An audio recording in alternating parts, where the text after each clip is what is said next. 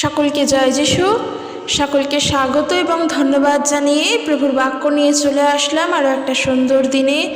প্রত্যেকটা দিনের মতন আজকের এই সময় আমরা প্রভুর থেকে পেয়েছি, তাই ঈশ্বরকে অসংখ্য ধন্যবাদ, সদাপ্রভুকে ধন্যবাদ জানাই যেন তিনি সব সময় আমাদেরকে আমাদের সুযোগ করে দেন তার গৌরব করার জন্য। তিনি আমাদেরকে সুযোগ করে দেন যেন তার প্রশংসা করতে পারি, কারণ আমাদের এই মুখ একমাত্র সদাপ্রভুর উদ্দেশ্যে যেন প্রশংসিত করে। এই মুখের দ্বারা যেন শুধুমাত্র আমরা ঈশ্বরের গৌরব করতে পারি, এই মুখ যেন একমাত্র সর্বশক্তিমানেরই প্রশংসা করে, অন্য আর কারোর নয়। কারণ যে মুখ আমরা ঈশ্বরের থেকে উপহার পেয়েছি, এই মুখ যেন তার উদ্দেশ্যেই মহিমা করে। কেন বলছি উপহার? কারণ তিনি যদি না থাকতেন আজকের আমাদের এই জীবন থাকতো না। ঈশ্বর যদি না থাকতেন আমাদের সৃষ্টি হতো না। ঈশ্বর যদি না থাকতেন এই পৃথিবী, এই আকাশকেই আমরা দেখতে পেতাম না। আমাদের প্রত্যেকটি মানুষকে তিনি সৃষ্টি করেছেন, প্রত্যেকটি প্রাণীকে তিনি সৃষ্টি করেছেন।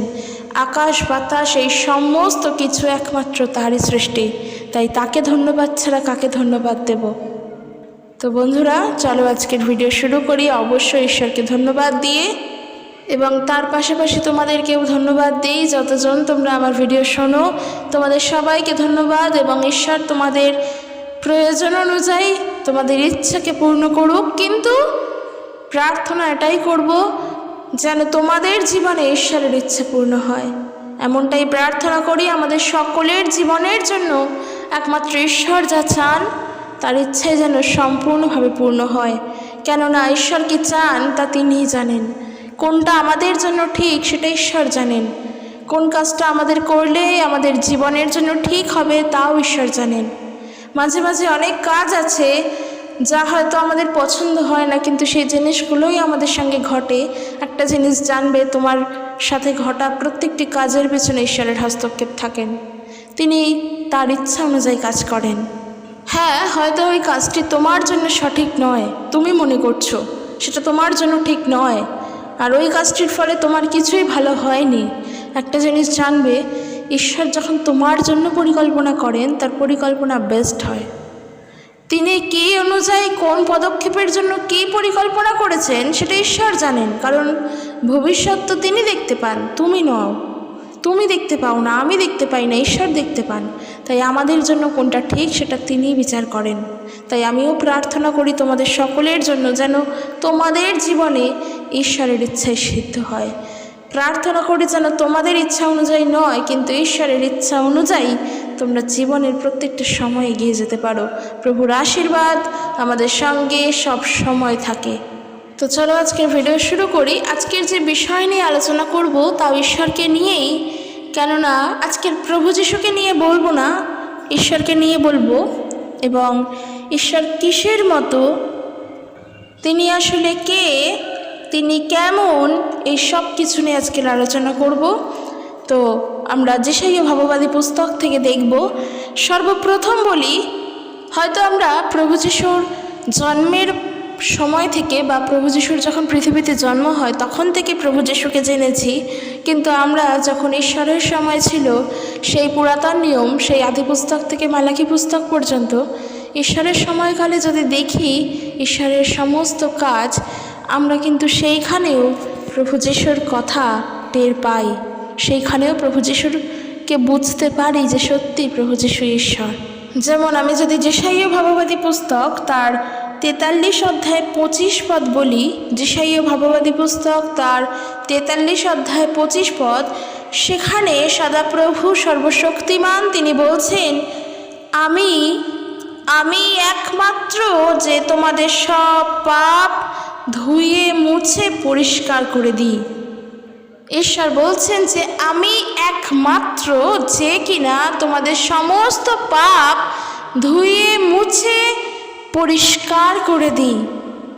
অর্থাৎ পাপের ক্ষমা ঈশ্বর দেন, পরিত্রাণ ঈশ্বরের কাছে। পাপ থেকে মুক্ত হলেই তো তুমি মুক্তির আনন্দ পেলে। আর সেম জিনিস যদি প্রভু যিশুকে দেখো, তিনি তো জগতে এসেই ছিলেন পাপীদেরকে উদ্ধার করার জন্য, আমাদেরকে পাপের বোঝা থেকে মুক্ত করার জন্য, আমাদের পাপের ক্ষমা দেওয়ার জন্য, তাই না? প্রভু যিশু তো তিনি এসেই ছিলেন এই জন্য। ঈশ্বর বলছেন, আমি একমাত্র যে কিনা তোমাদের সমস্ত পাপ ধুয়ে মুছে দিতে পারি। স্পষ্টই বোঝা যাচ্ছে যে সত্যিই ট্রিনিটি এক, পিতা, পুত্র, পবিত্র আত্মা তিনজনেই এক, কিন্তু তিনজনের আলাদা আলাদা সত্তা রয়েছে, আলাদা আলাদা ব্যক্তিত্ব রয়েছে।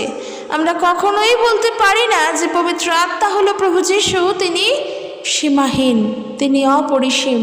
না, পবিত্র আত্মা আলাদা, প্রভু যিশু আলাদা, কিন্তু ঈশ্বর, পবিত্র আত্মা এবং প্রভু যিশু অর্থাৎ পিতা, পুত্র, পবিত্র আত্মা তিনজনেই এক। অথচ বাইবেল থেকে আমরা তিনজনের আলাদা ব্যক্তিত্ব পাই, আলাদা সত্তা পাই, আলাদা কাজ পাই, কিন্তু তিনজনের ক্ষমতা এক, তিনজনেই একজন।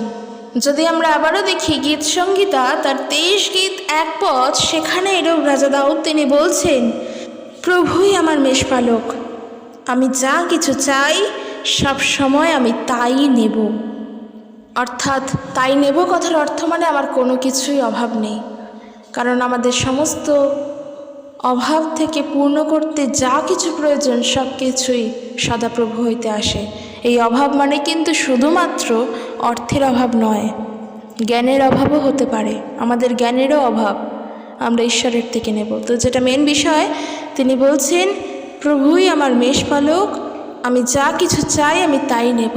আর আমরা যদি প্রভু যিশুকে দেখি নূতন নিয়মে, যখন তার 10 অধ্যায় 11 পদ, সেখানে প্রভু যিশু বলছেন, আমি উত্তম মেষপালক, উত্তম পালক মেষেদের জন্য তার জীবন সমর্পণ করেন।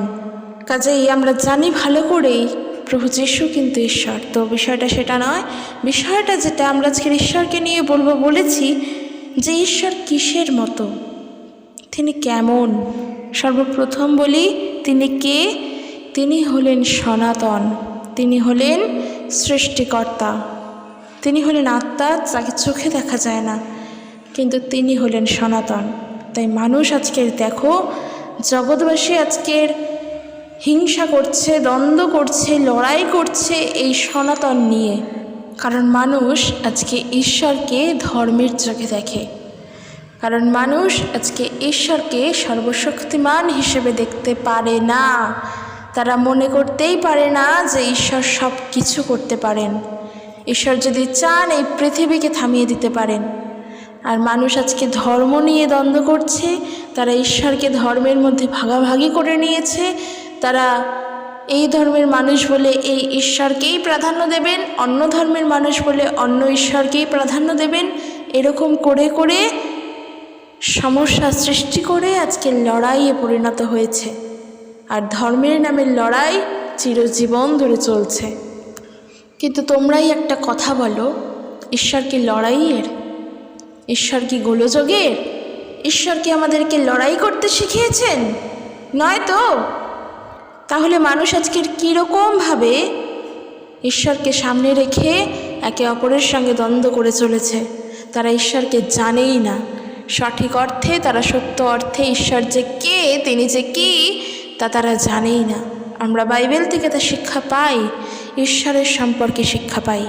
বাইবেল থেকে আমরা দেখব যেসাইয় ভাববাদী পুস্তক তার 40 অধ্যায় 12 পদ থেকে, যেসাইয় ভাববাদী পুস্তক তার 40 অধ্যায় 12 পদ থেকে, সেখানের বিষয় হলো বিশ্বের সৃষ্টিকর্তা হলেন ঈশ্বর, তিনি শাসন করেন। শাসন করার ক্ষমতা কোনো মানুষের হাতে নেই, কোনো ধর্মের হাতে নেই, কোনো জিনিসের উপরে নেই। শাসন একমাত্র ঈশ্বর করেন, আর তিনি হলেন বিশ্বের সৃষ্টিকর্তা। 12 পদ থেকে বলছে যে নিজের হাতে কে সমুদ্র মেপেছেন? আকাশ মাপতে কে তার হাতকে ব্যবহার করেছেন? পৃথিবীর ধূলিকণা মাপতে কে তার পাত্র ব্যবহার করেছেন? কে দাঁড়িপাল্লার ওজন দিয়ে পাহাড় পর্বতের ওজন করেছেন? প্রভু বলছেন এই কথা। সত্যিই তো, এগুলো আমাদের ভাবনাতেও আসে না, ছেড়েই দাও। আমরা তো চিন্তাও করতে পারি না যে আকাশকে আবার মাপবে কে, সমুদ্রের জলকে আবার পরিমাপ করা যায় নাকি? এগুলো তো বেকার কাজ, এগুলো করবেই বাকি, এগুলো তো আমাদের কল্পনাতেই আসে না। কিন্তু যা তোমার কল্পনাতে আসে না, ঈশ্বর তাই করেন। প্রভু এই সমস্ত কথা বলছেন।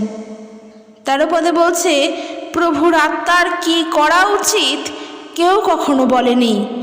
যেসব কাজ প্রভু করেছেন তা কিভাবে করতে হবে তা কোনো ব্যক্তি এসে ঈশ্বরকে পরামর্শ দিয়ে যাননি বা পরামর্শ দেয়নি যে তুমি এটা এইভাবে করো, তুমি ওটা ওইভাবে করো।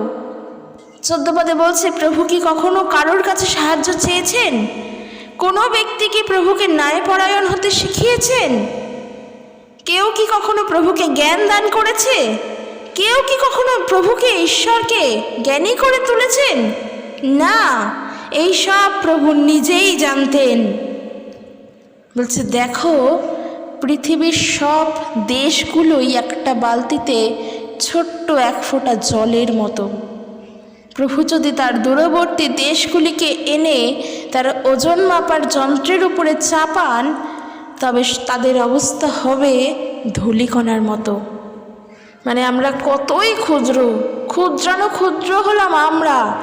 আমাদের দেশগুলি যদি এক ফোঁটা জলের মতন হয়, সেই দেশের বসবাসকারী মানুষ তো একটা পিঁপড়ের থেকেও মনে হয় ছোট ঈশ্বরের কাছে। তাহলে আমরা ঈশ্বরের কাছে প্রশ্ন করতে পারি যে তুমি কেন আকাশ বানিয়েছো, কিংবা এই আকাশের পরিমাপ কত? না, ঈশ্বর সর্বশক্তিমান, তিনি এই বিশ্বের, তিনি এই জগতের সৃষ্টিকর্তা। ঈশ্বর হলেন এমন। কিন্তু আজকের মানুষ ঈশ্বরকে জানে না, ঈশ্বরকে জানতে চায় না, ঈশ্বরকে বোঝে না। তারা বিশ্বাস করে না যে যারা আজকের ঈশ্বরের নামে নিন্দা করে, বাইবেলে ঈশ্বরকে যারা নিন্দা করছে, তাদের প্রাণকে যদি ঈশ্বর চান, এক মুহূর্তে কি 1 মিনিটের মধ্যে শেষ করে দিতে পারেন। তাদের জীবনকে যদি ঈশ্বর চান, 1 মিনিটের মধ্যে নিতে পারেন। ঈশ্বরের ইচ্ছা তাদের জীবনে চলছে। তারাও যে নিঃশ্বাস নিচ্ছে, প্রশ্বাস নিচ্ছে, শ্বাস প্রশ্বাস নিচ্ছে এবং ত্যাগ করছে, সবটা ঈশ্বরের ইচ্ছাতে।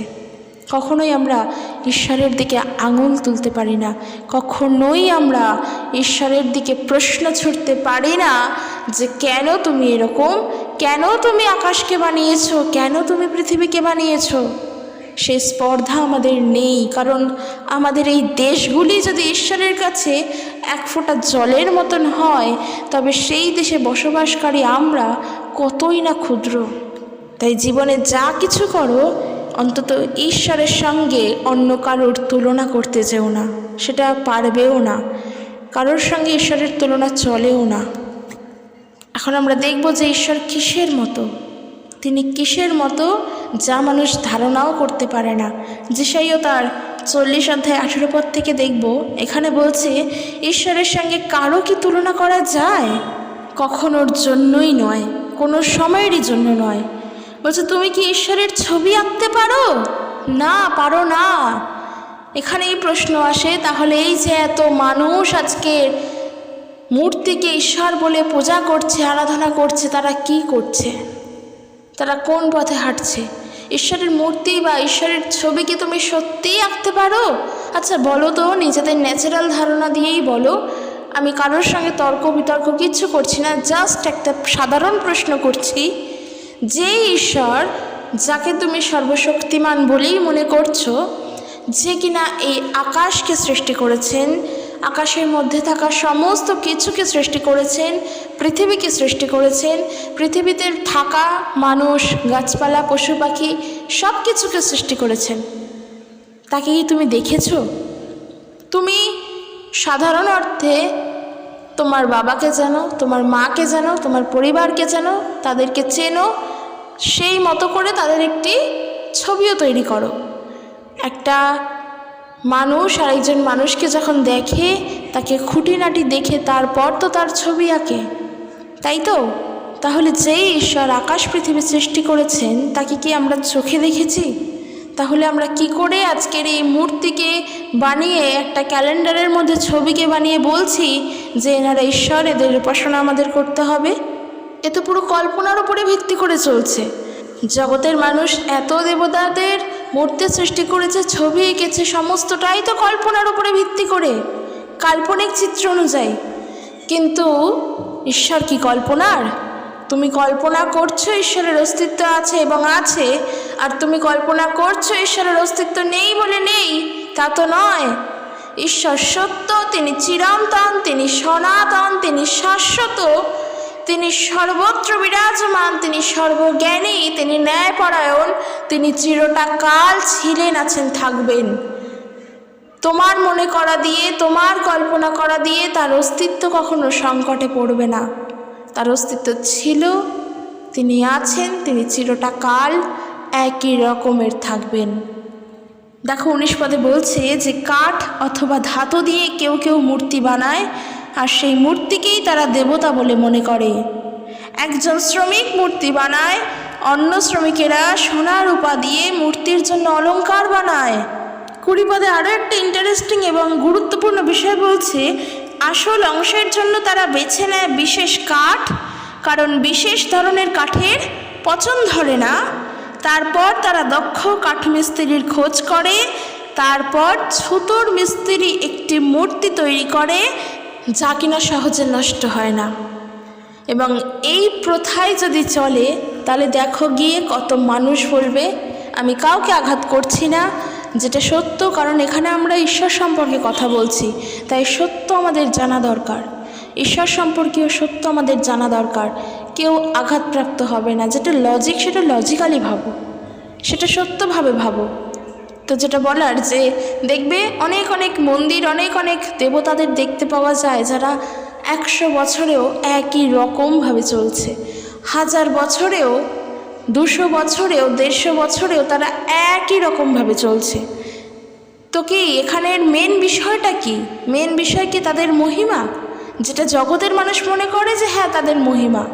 কিন্তু একইভাবে তুমি ভেবে দেখো, তুমি মিউজিয়ামে যাও, তুমি জাদুঘরে যাও, তুমি পুরনো দিনের স্থাপত্যগুলো দেখো তো, সেই একই রকমভাবে চলছে। কিন্তু আমরা আমরা কলকাতায় আছি, আমরা কলকাতার যে সমস্ত ঐতিহ্য দেখতে পাই, সে তুমি ভিক্টোরিয়া বলো আর যাই বলো, আমরা ইন্ডিয়াতে থাকি, আমরা যদি তাজমহল দেখি, সে তো বছরের পর বছর একই রকম চলছে, শুধুমাত্র তার রিনোভেশন করা হয়, তাকে আরও একটু সুন্দর করা হয়, তার ক্ষয়ে যাওয়া জায়গাকে আরও সুন্দর করে সাজানো হয়, তাকে পুনরায় রিপেয়ার করা হয়, কিন্তু জিনিসটা তো একইভাবে চলছে।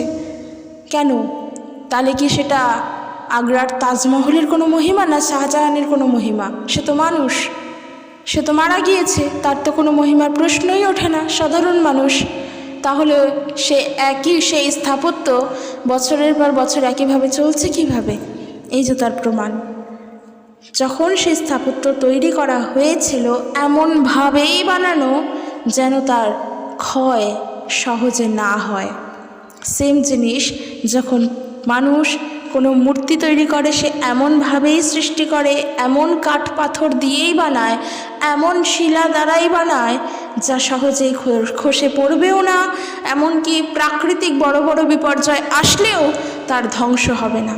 এইটার মানে এইটা নয় যে ওই মূর্তিদের, ওই দেবতাদের মন্দির বলে তারা রক্ষা করে ধরে রেখেছে, কখনোই সম্ভব নয়।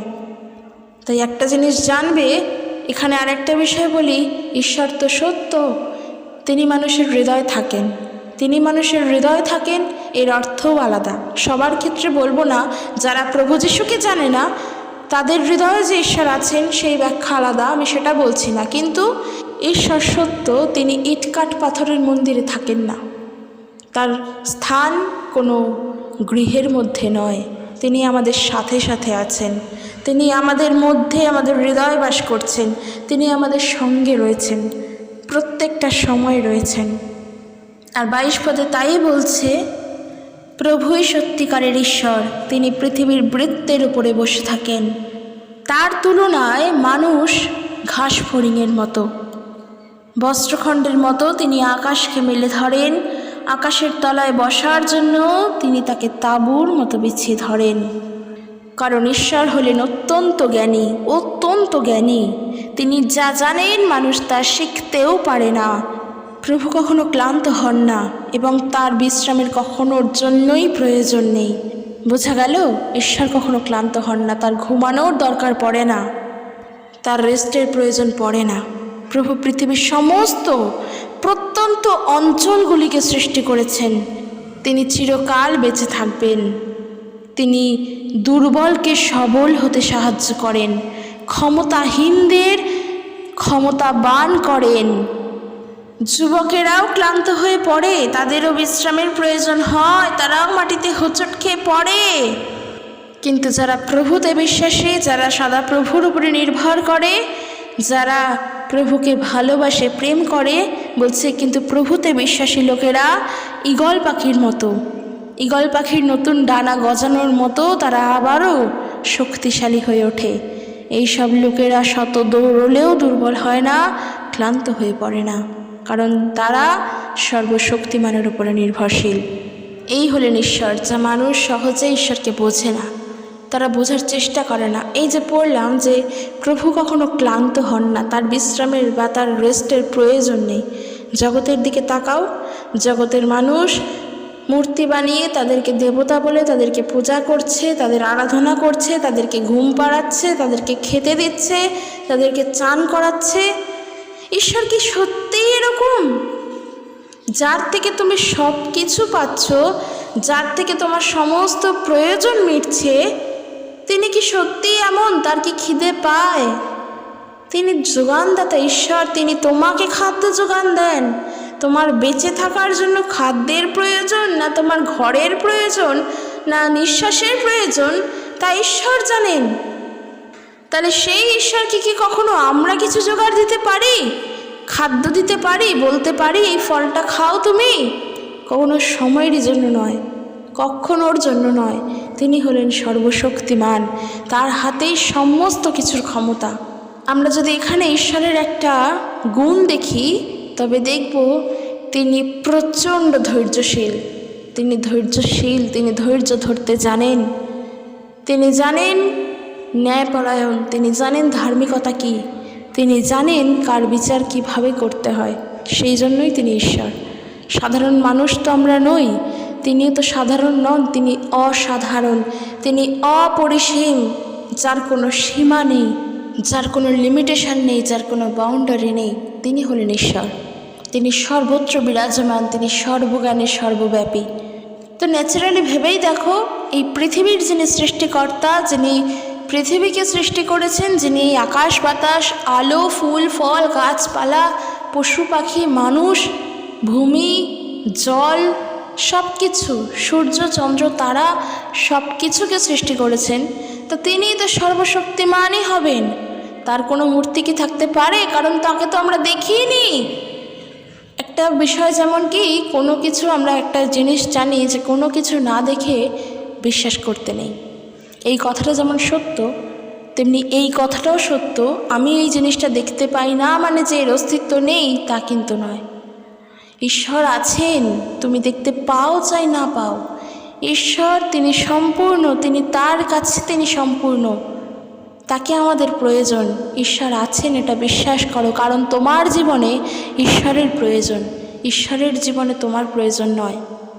তোমার সৃষ্টি হতো না যদি না ঈশ্বর চাইতেন, তোমার এই পৃথিবীতেই আসা হতো না যদি না ঈশ্বর পাঠাতেন। ঈশ্বরের জীবনে আমাদের দরকার নেই, আমাদের জীবনে ঈশ্বরের দরকার আছে, আমাদের তৈরি হওয়ার জন্য, আমাদের শিক্ষার জন্য, আমাদের মুক্ত হওয়ার জন্য, আমাদের পরিত্রাণের জন্য, আমাদের তৈরি, এক কথায় যদি বলো তৈরি হওয়ার জন্য ঈশ্বরের প্রয়োজন আছে। কারণ আমরা মানুষ, আমরা নিজের বুদ্ধির ওপরেই কখনো নির্ভর করে চলতে পারি না। আমরা জানি হিতোপদেশ তার 3 অধ্যায়ে 5 পদ 6 পদ তাই বলছে যে পরিপূর্ণভাবে ঈশ্বরের উপরে নির্ভর করো, নিজের জ্ঞানের উপরে নয়। ঠিক সেম জিনিস যদি আমরা যেসাইয়া ভাববাদী পুস্তক তার 44 অধ্যায় 2 পদ দেখি, সেখানে ঈশ্বর বলছেন, আমি তোমাদের প্রভু, আমি তোমাদের সৃষ্টি করেছি, তোমরা যা হয়ে উঠেছ তা আমি গড়ে তুলেছি। তোমরা যখন মাতৃগর্ভে ছিলে তখন থেকেই আমি তোমাদের সাহায্য করে আসছি। আমরা যদি আরও দেখি যেসাইয়া ভাববাদী পুস্তক তার 43 অধ্যায়, আমরা জানি 5 পদ, তার 2 পদ, 1 পদ, এসব পদ আমরা জানি। আমি তাও বলবো, এখানে ঈশ্বর বলছেন যে প্রভু তিনি সৃষ্টিকর্তা, তিনি সনাতন। প্রভু বলছেন যে ভয় পেও না, আমি তোমাকে রক্ষা করেছি, আমি তোমার নাম ধরে ডেকেছি, তুমি আমারই। তুমি যখনই সমস্যায় পড়বে আমি তোমার পাশে থাকবো। নদী পার হতেও তোমার কষ্ট হবে না, আগুনের মধ্য দিয়ে হাঁটার সময়ও তুমি দগ্ধ হবে না, অগ্নিশিখা তোমাকে আঘাত করবে না, কারণ আমি প্রভু তোমার ঈশ্বর। 5 পদে বলছে, সুতরাং ভীত হইও না, আমি তোমার সঙ্গে আছি। 41 অধ্যায় 10 পদ পড়ো, সেখানে বলছে, চিন্তিত হইও না, আমি তোমার সঙ্গে আছি, ভীত হবে না, আমি তোমার ঈশ্বর। ঈশ্বর কিন্তু এখানে বলছেন না যে আমি তোমার সঙ্গে থাকতে চাই। ঈশ্বর কিন্তু একবারের জন্যও বলেন না যে আমি তোমার সঙ্গে থাকতে চাই। তিনি বলেন, আই অ্যাম উইথ ইউ, আমি তোমার সঙ্গেই আছি। বিষয়টা ঠিক এরকম নয় যে, আমি একটু সহজ করে বলে দিই, আমরা যখন ছোট থেকে বড় হয়ে যাই এবং আমাদের বাবা মায়েরা যখন বৃদ্ধা হয়ে যান, তখন তার ছেলেমেয়ে হিসেবে, তার সন্তান হিসেবে তিনি তো আমাদের সাথেই থাকেন, তারা তো আমাদের সঙ্গেই থাকেন। আমরা ছোট থেকে আমাদের পিতামাতার বাড়িতে থেকেই বড় হই, আমাদের নিজেদের বাড়ি সেটাই। এবং যখন তারা বয়স হয়ে যায়, তাদের বৃদ্ধ সময় চলে আসে, তখন কি তারা আমাদেরকে বলে যে তোদের বাড়িতে আমাদেরকে একটু থাকার জায়গা দিবি, কি আমি কি তোদের সঙ্গে একটু থাকতে পারবো, কিংবা আমি তোদের সঙ্গে থাকতে চাই? কখনো কি বাবা মা এই কথাগুলো বলে না তো, কারণ তাদের জায়গা সেটাই, এই বাড়িটা তো তাদেরই। যেই বাড়িতে আমরা ছোট থেকে বড় হলাম, বাবা মার বাড়িতেই তো বড় হলাম।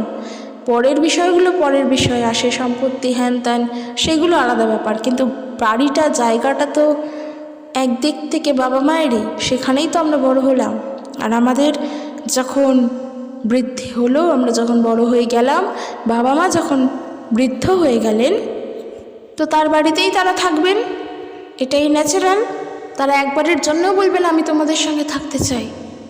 তিনি থাকবেন, বরং বয়সকালে যখন তারা বৃদ্ধ হবে, আমরা বড় হব, যখন তাদেরকেও আমাদের জীবনে দরকার, বাবা মাকে তো সারা জীবনের জন্য দরকার, যেমনটা ঈশ্বরকে সর্বপ্রথম দরকার, তারপর আমাদের বাবা মা। তারা বলেন তোমরা সব কিছু করো, তোমাদের সঙ্গে আমরা আছি, তোমাদের চিন্তা নেই, তাই না? বাবা মা তো তাই বলে। এই জিনিসটাও কিন্তু সেম। ঈশ্বর কিন্তু কখনো বলবেন না যে আমি তোমাদের সঙ্গে থাকতে চাই, ঈশ্বর বলবেন আমি তোমাদের সাথে রয়েছি, কারণ তিনি ঈশ্বর, তিনি আমাদের পিতা। তিনি যদি এই কথা না বলেন তাহলে আর কে বলবেন? আর তিনি এখানে তাই বলছেন, যিশাইয়া ভাববাদী পুস্তকের দ্বারা, যিশাইয়া ভাববাদীর দ্বারা, তার 41 অধ্যায় 10 পদ, তিনি বলছেন যে চিন্তিত হইও না, আমি তোমার সাথে আছি, আই অ্যাম উইথ ইউ। তিনি আমাদের সাথে আছেন, ভীত হবে না, আমি তোমার ঈশ্বর। যেখানে সর্বশক্তিমান আমাদের সপক্ষে, তখন এই দুনিয়া বিপক্ষে থাকুক, কোনো চিন্তা নেই, চিন্তা নেই, দুঃখ নেই, কষ্ট নেই, ভাবনা নেই, কারণ ঈশ্বর আমাদের সাথে। তাই বলছেন যে আমি তোমাকে শক্তিশালী করব, তোমাকে সাহায্য করব, তোমাকে আমার সমর্থন দেব দক্ষিণ হস্তের দ্বারা, আমার ধার্মিকতার দক্ষিণ হস্তের দিয়ে তোমাকে আমি সমর্থন দেব। ঈশ্বর বলছেন আমাদেরকে আশ্বাস বানিয়ে, আমাদের সান্ত্বনা, আমাদেরকে সেফ, সব কিছু তিনি দিচ্ছেন এই বাক্যের দ্বারা। আমাদের সেভ করছেন, বাঁচাচ্ছেন, আমাদেরকে ঘিরে রাখছেন, আমাদেরকে প্রোটেক্ট করছেন এই বাক্যের দ্বারা। দেখো বলছে চিন্তিত হইও না, ভয় করো না, আমি তোমাদের সাথে আছি। অর্থাৎ তাকে ভরসা করা যায়, তার উপরে সব কিছু ছাড়া যায়, এই বাক্যের দ্বারা তা স্পষ্ট। 11 পদে বলছে যে দেখো কিছু লোক তোমার উপরে ক্রুদ্ধ, কিন্তু তারা লজ্জিত হবে। যারা তোমার সঙ্গে তর্ক করে তারা হেরে যাবে, তারা অদৃশ্য হবে। যারা তোমার বিরুদ্ধাচরণ করে তাদের তুমি খুঁজবে কিন্তু দেখতে পাবে না।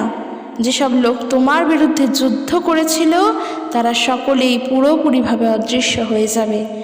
আমি প্রভু তোমার ঈশ্বর, তোমার ডান হাত ধরে আমি আছি এবং আমি তোমাকে বলি ভীত হবে না, আমি তোমাকে সাহায্য করব।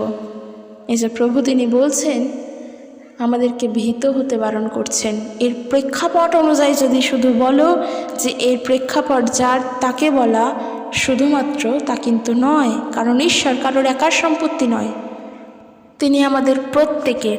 শুধুমাত্র ঈশ্বর ইসরায়েলের নয়, ঈশ্বর শুধুমাত্র আমেরিকার নয়, ঈশ্বর শুধুমাত্র আফ্রিকার নয়, ঈশ্বর ভারতবর্ষের, ঈশ্বর পশ্চিমবঙ্গের, ঈশ্বর গোটা পৃথিবীর, এই সমগ্র ইউনিভার্স তাঁরই হাতে। কাজেই তিনি সর্বত্র বিরাজমান, তিনি সর্বব্যাপী।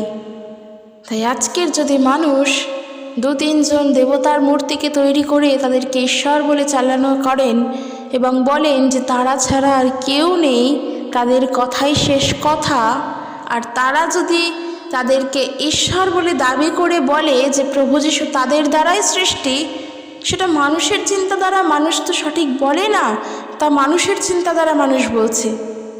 ঈশ্বরের চিন্তা বোঝার উপায় কার আছে? ঈশ্বরকে জানার উপায় কার আছে? ঈশ্বরের মন বোঝার উপায় কার আছে?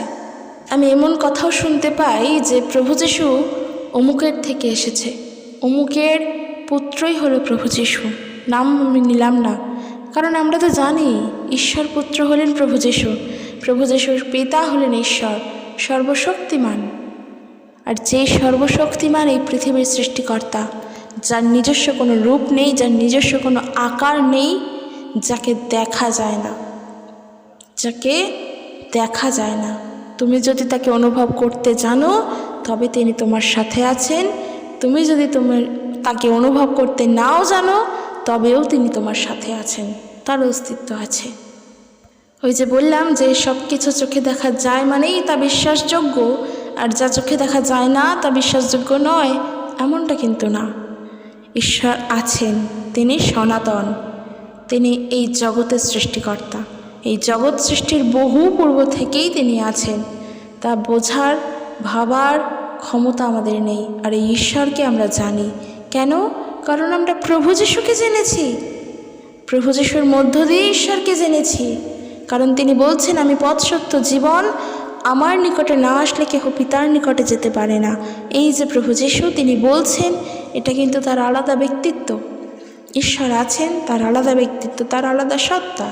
এখন ঈশ্বর, প্রভু যীশু আর পবিত্র আত্মাকে যদি 3 জনকে একসঙ্গে গুলিয়ে ফেলি, সেটা তো ভুল। আমরা গুলিয়ে ফেলছি। কখন গুলাই? যেই খাদ্য যখন, একটু ন্যাচারালি বলি, আমাদের অ্যাসিডিটি কখন হয়? যখন কোনো খাদ্য আমাদের হজম হয় না, আমরা হজম করতে পারি না, তখন সেটা আমাদের ভেতরে গিয়ে, পেটের মধ্যে গিয়ে তা গুলিয়ে যায়, তা ঘেটে হয়ে যায়, তারপর আমাদের শরীর অসুস্থ হয়ে পড়ে। কিন্তু সঠিক খাদ্যকে যদি সঠিকভাবে হজম করতে পারো, তবে তো তোমার শরীরের জন্য সঠিকভাবে কাজ করবে।